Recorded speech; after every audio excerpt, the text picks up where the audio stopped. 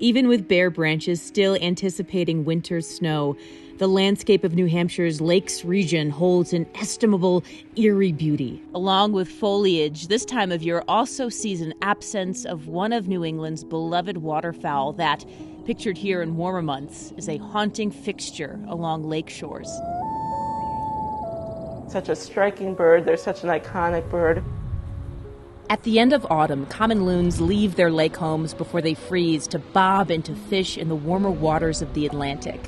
While they may be at their most elusive in the winter, there's a group trying to prevent the adored bird from disappearing altogether at the hands of an invisible enemy. These contaminants are ubiquitous and they're persistent. It makes one shudder to think what might all be out there that just hasn't been identified. Tiffany Grotti is a biologist at the Loon Preservation Committee and has been tracking a disturbing decline in the bird's population since the mid-2000s. Ever since, they've been regularly testing no longer viable eggs in loon nests on local lakes. And what her team has discovered is a disastrous chemical cocktail lurking in the eggs, which includes banned chemicals DDT and PCB. So here we are, decades after the fact, and these are still showing up in these sediments.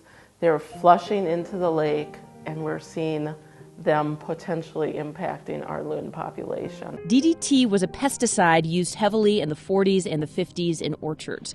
PCB was used in everything from electrical equipment to fluids for vehicles to sprays to keep dust down in the summer on country roads. Both have been banned since the 1970s. It's not just the loon population in New Hampshire that these legacy chemicals have been found in, but in wildlife around the country and the world, such as marine life up and down the East Coast, as well as waterfowl on the Great Lakes. While the full extent of how these chemicals are impacting wildlife are still being studied, it has been found that they can stunt growth, weaken eggshells, reduce reproduction, and compromise immune function. It's not just a New Hampshire issue. This is a issue across the country. The Loon Preservation Committee might be a small nonprofit, but they are the one agency in the entire state who is systematically testing species high on the food chain, measuring the impacts of these banned chemicals, which is an expensive endeavor.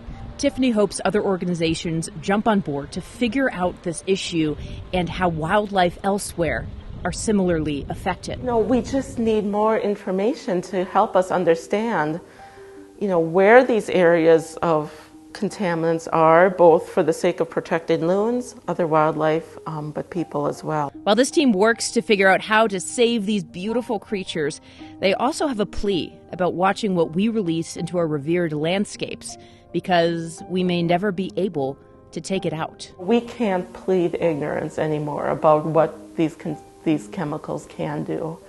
And we really need to be careful about it. I'm Vanessa Mashanya reporting.